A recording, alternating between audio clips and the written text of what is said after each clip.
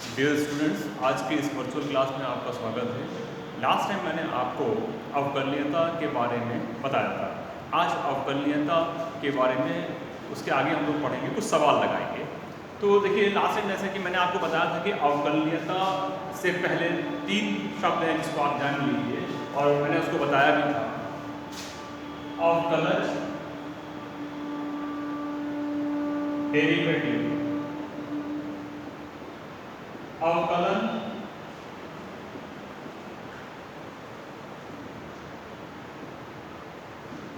Differentiation और अवकलनीयता, differentiability. ये 3 शब्द हैं।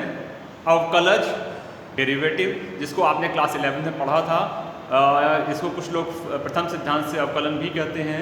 फिर अवकलन, जो कि फॉर्मूले बेस्ड है, अवकलज ज्ञात करने की प्रक्रिया को अवकलन कहते हैं या डिफरेंशिएशन कहते हैं। और उसके बाद है अवकलनीयता या डिफरेंशिएबिलिटी, जिसको हम लोगों ने लास्ट टाइम में पढ़ा था। अब इसी पे सवाल हैं। देखिए, सवाल कैसे करने हैं आपको। इसको मैंने लास्ट टाइम आपको बताया था ग्राफ से, कि ग्राफ मेथड से हम कैसे पढ़ें या कैसे सवाल को देखें कि कौन सा ग्राफ जो है वो डिफरेंशिएबल है और कौन सा नहीं है। तो और उसके लिए मैंने बताया था कि लेफ्ट हैंड डेरिवेटिव और राइट हैंड डेरिवेटिव अगर बराबर होंगे और फाइनाइट वैल्यू होगी तो वो फंक्शन डिफरेंशिएबल होगा। अगर हम किसी पॉइंट पे लेफ्ट से अप्रोच कर रहे हैं और राइट से अप्रोच कर रहे हैं, left hand derivative right hand derivative बराबर हो, फाइनाइट वैल्यू हो, that means that function will be differentiable. अब देखिए, इस पे एक एग्जाम्पल लेते हैं। fx is equal to mod x। इसका जो ग्राफ है, इसका ग्राफ इस तरीके से आता है मॉड x का। और इसमें मैंने बताया था कि यहाँ पे इस बिंदु पे x इज इक्वल टू 0 पर अवकलनीय नहीं।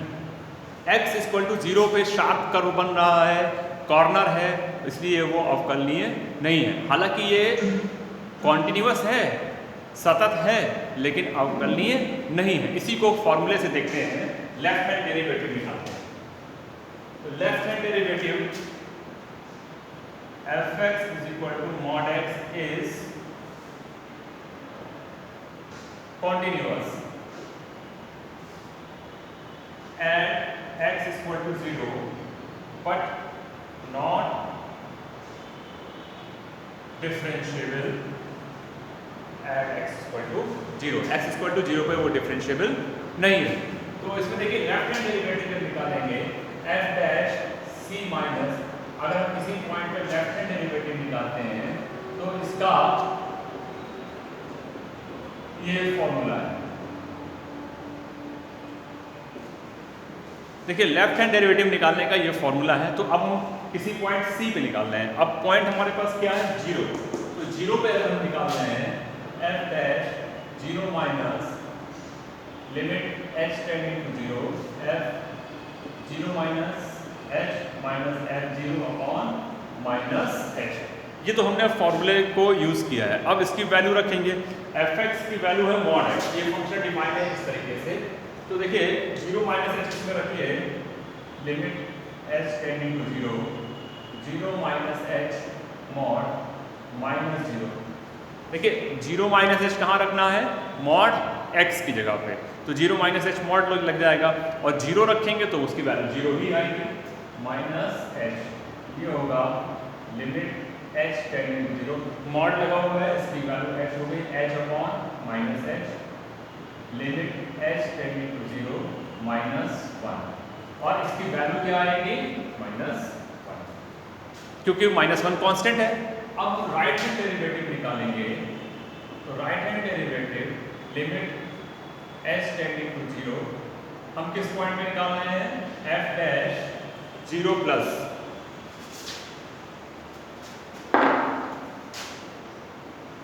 Right hand derivative f dash 0 plus limit h tending to 0। ये फॉर्मूला हमने यूज किया राइट हैंड डेरिवेटिव के लिए f0 plus h minus f0 upon h. अब इसको वैल्यू रखनी है limit h tending to 0, 0 plus h minus 0 upon h. और इसको अगर हम सॉल्व करेंगे तो वैल्यू क्या आएगी 1। देखिए लेफ्ट हैंड डेरिवेटिव की वैल्यू है -1 और राइट हैंड डेरिवेटिव की वैल्यू है 1, तो ये बराबर नहीं है, यानी f dash 0 minus is not equal to f dash 0 plus. तो ये फलन मॉड x का फलन ये 0 पे डिफरेंशिएबल नहीं है। fx is equal to mod x is not differentiable at x is equal to 0। अब एक और सवाल लेते हैं इसी में।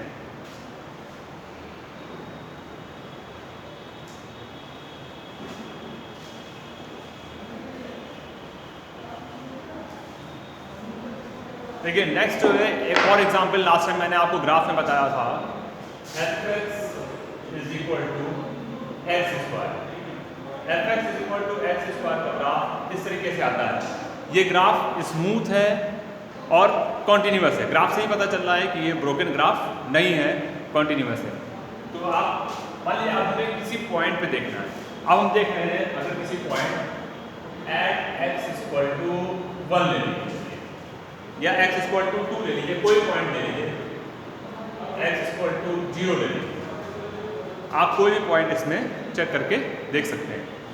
तो fx is equal to x square is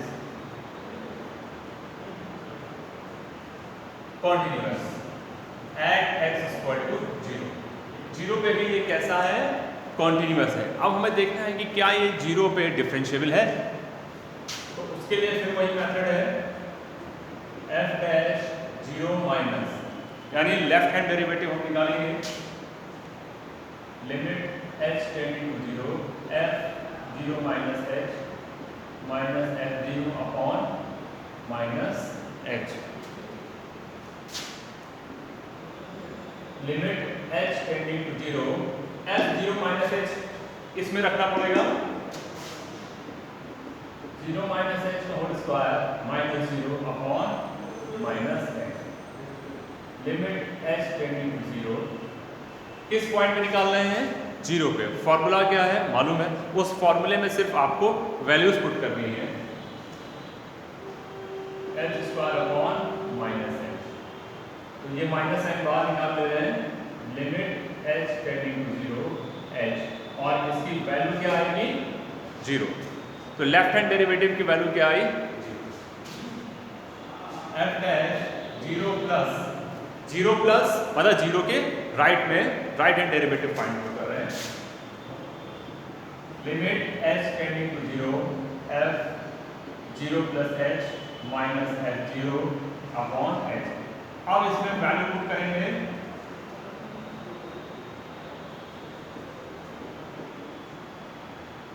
ये हमने सिर्फ और सिर्फ फलन में वैल्यूज पुट करी हैं, ये इस लिमिट को आगे लगा दिया। अब limit h tending to 0 h, इसकी वैल्यू क्या आ जाएगी 0। आप देख रहे हैं कि f dash 0 minus is equal to f dash 0 plus. दोनों लेफ्ट से वैल्यू और राइट से जो वैल्यू है 0 पॉइंट पे वो वैल्यू क्या आ रही है, बराबर है, और वैल्यू क्या है 0। इसलिए ये फंक्शन कैसा होगा, differential. It implies that f(x) = x² is differentiable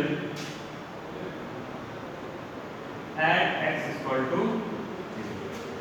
तो x² x = 0 पे कैसा है, डिफरेंशिएबल है, और ये कॉन्टिन्यूस भी है। जबकि मॉड x = 0 पे कॉन्टिन्यूस तो था लेकिन डिफरेंशिएबल नहीं था। अब इसमें एक और एग्जांपल लेते हैं।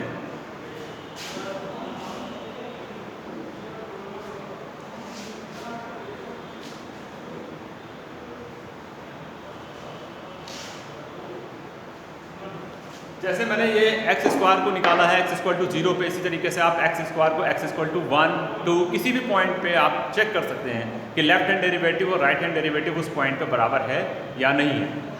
देखिए सवालों में कुछ ऐसा हो सकता है, अभी जैसे कि पहला एग्जांपल आपने देखा मॉड x वाला, वो कॉन्टिन्यूस था लेकिन डिफरेंशिएबल नहीं था। तो हो सकता है कि कोई फंक्शन कॉन्टिन्यूअस हो लेकिन डिफरेंशिएबल ना हो। लेकिन अगर कोई फंक्शन डिफरेंशिएबल होगा तो वो 100% कॉन्टिन्यूअस भी होगा। Therefore, if a function is differentiable, it will be continuous, but the converse may be true or may not be true. Fx is equal to x sin 1 upon x and 0 when x is equal to 0. ये एक और सवाल ले लिया है। अब देखते हैं कि ये डिफरेंशिएबल है या नहीं है। किस पॉइंट पे हमें चेक करना है? 0 पे।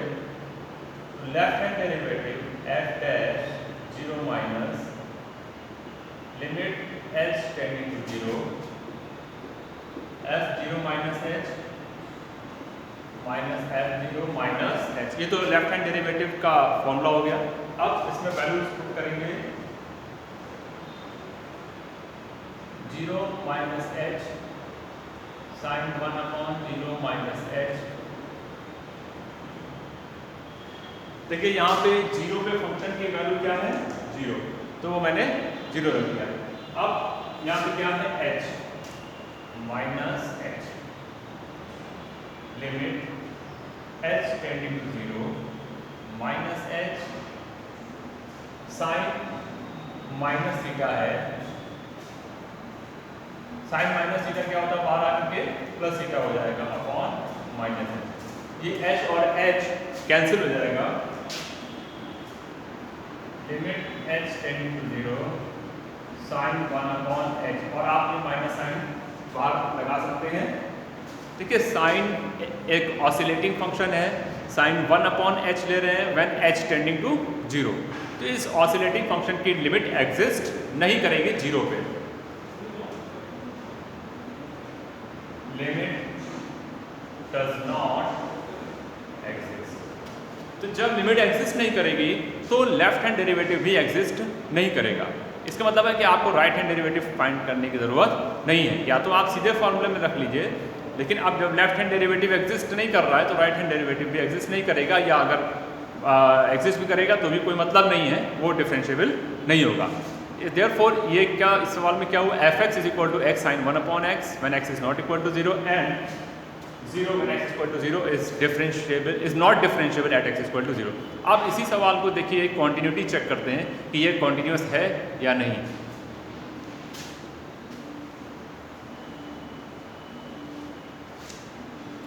कॉन्टिन्यूटी चेक करने के लिए आप जानते हैं कि left hand limit, right hand limit और फंक्शन की वैल्यू ये बराबर होनी चाहिए। तो continuity at x is equal to 0। सबसे पहले देखिए फंक्शन की वैल्यू कितनी है? 0 है। अब इसमें लिमिटिंग वैल्यू देखिए, limit x tending to 0 fx limit x tending to 0 x sin 1 upon x।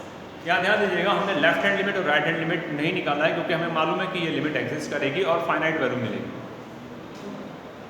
0 into n